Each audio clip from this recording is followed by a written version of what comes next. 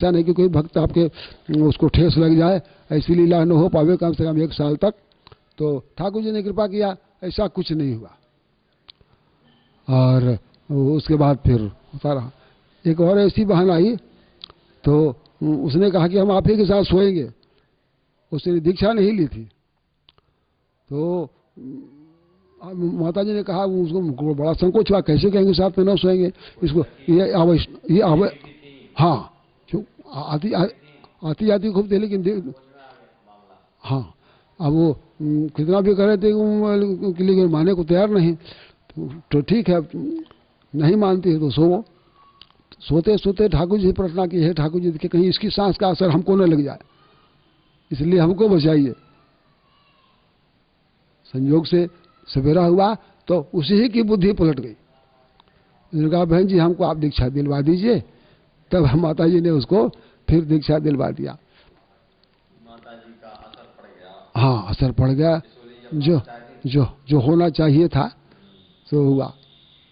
अच्छा, कोई सुना था कि सागवानियां करते समय किसी ने कहा कि आप ये सब काम क्यों करती हैं?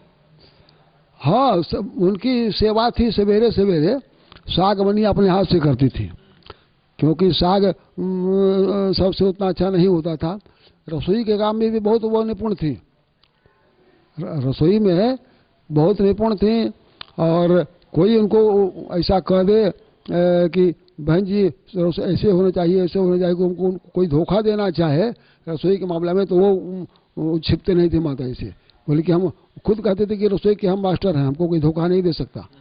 हाँ, तो इसलिए वो कहते थे कि ऊपर मंजिल पर अगर कोई वस्तु चूल्हे पर चढ़ी हुई है तो उसे बता देंगे कि इसमें तुम्हारा तेल कम है, या तुम्हारा आँच ज़्यादा है और कम करो, या ज़्यादा करो।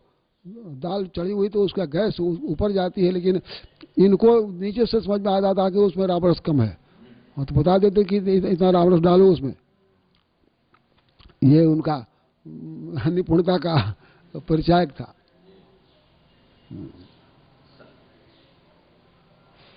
सीताराम। सुना है कभी कोई संत जो है दीक्षा देने के बाद जब हाँ हाँ कहते हाँ, तो तुम्हारा जन्म हो गया, हाँ तो कहना हम और कुछ भूल गए। कोई भक्त आए तो सागमनिया कर रही थी, तो उसने कहा कि बहन जी आप सागमनिया कर रही हैं? तो हाँ भाई जी, ये कोई संसारी काम नहीं है, ठाकुर जी की सेवा के लिए सेवा है, श्री मिथिलेश किशोरी सेवा। जब जब यह जगह हूँ, और भी चर्चा शायद आपसे हम किए कि नहीं किए। कहते थे कि हम लोगों का सिद्धांत है स्वर्ग मुक्ति वैकुंठ विसारों, न स्वर्ग चाहिए न मुक्ति चाहिए न वैकुंठ चाहिए, हमको तो जन्म जन्म हर बार जन्म लीजिए सब की किशोरी जी की सेवा हमको मिले, और यही हमारी कामना है।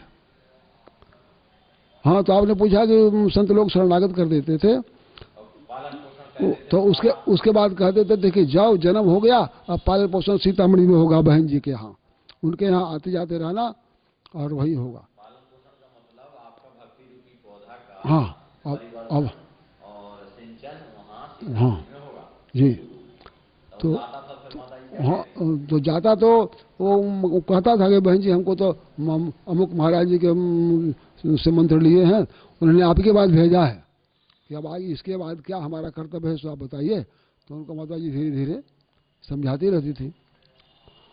तो ये सब और वो रहने को कहता तो कह देती थी कि अपने घर में जाओ सेवा करो, हाँ, किसी को अगर घर से बाहर नहीं निकलने में परेशानी है या ज़्यादा देर रुकने में परेशानी है, तो उसको बहुत जोरदार आग्रह के साथ कहते कि नहीं तुम जाओ, और उसका मन लगा कि हम भाई जी के साथ और रहें, लेकिन वो कहते कि नहीं ऐसा नहीं करना है कि घर के लोग को चाहिए शरीर, हमको चाहिए मन, हमारे पास मन रखो और शरीर रखो अपने घर की सेवा में।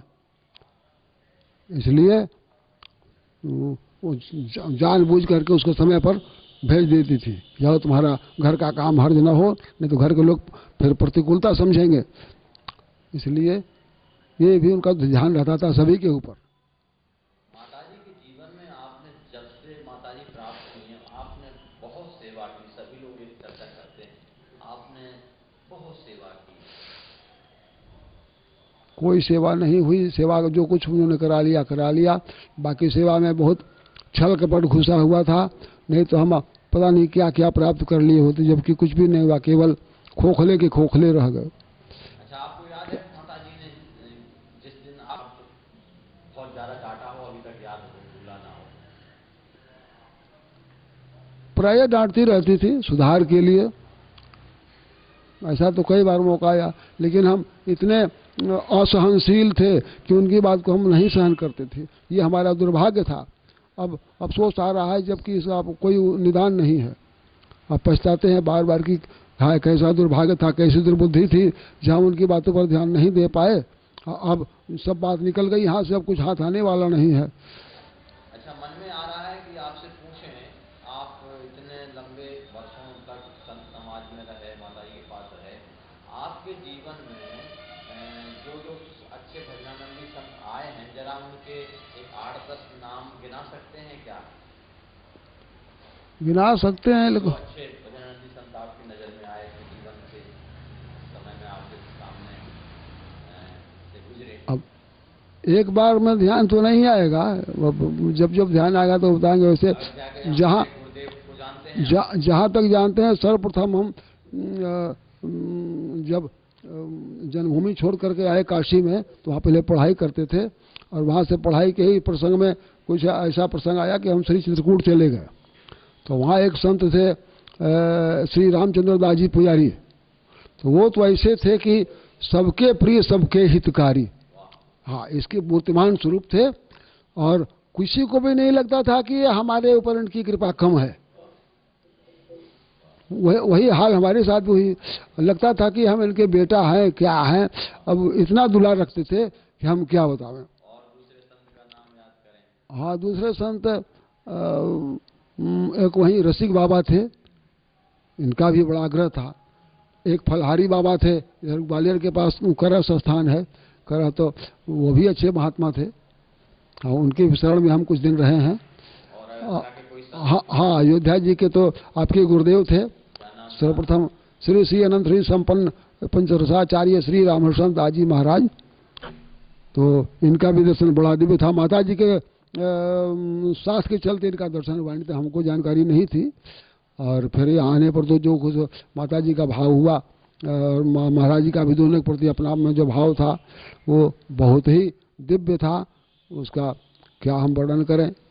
और हाँ, और संत थे आपके श्री बिरोली महाराज जी।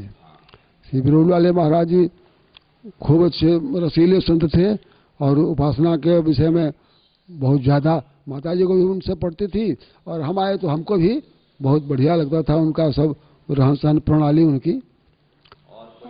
हाँ, एक से आपके श्री शास्त्री जी महाराज मधुकरिया जी, श्री सीताराम दास जी बड़े गुरु भाई, तो उनके यहाँ भी माता जी दर्शन को हमको कभी कभी ले जाती थी, कभी नहीं आ पाती थी तो हम अकेले ही जाते थे। तो हमसे हमेशा महाराज जी भजन की चर्चा करके पूछते थे कितना नाम जपते हो, तो हम जपते थे बहुत थोड़ा ही, नहीं जप पाते थे।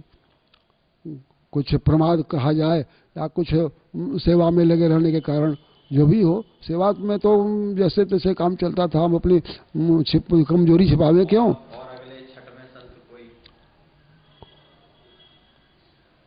उसमें श्री किलाधीश जी भी थे। उनका शुभ नाम क्या था? श्री श्री अनंत श्री संपन्न श्री लक्ष्मण किलाधीश स्वामी सीताराम शरण जी महाराज। तो ये भी बड़ा स्नेह रखते थे, और बहुत दुलार करते थे माता जी के नाते से, बहुत हमारे ऊपर दुलार था उनका। और मिथिला के 2-4 कोई संत याद आ रहे हैं? हाँ, मिथिला के संत थे। सबसे पहले सीतामढ़ी के थे राम जी भगवान। राम जी भगवान थे, तो वो पहले स्वरूप बनते थे, और पीछे वो संत हो गए।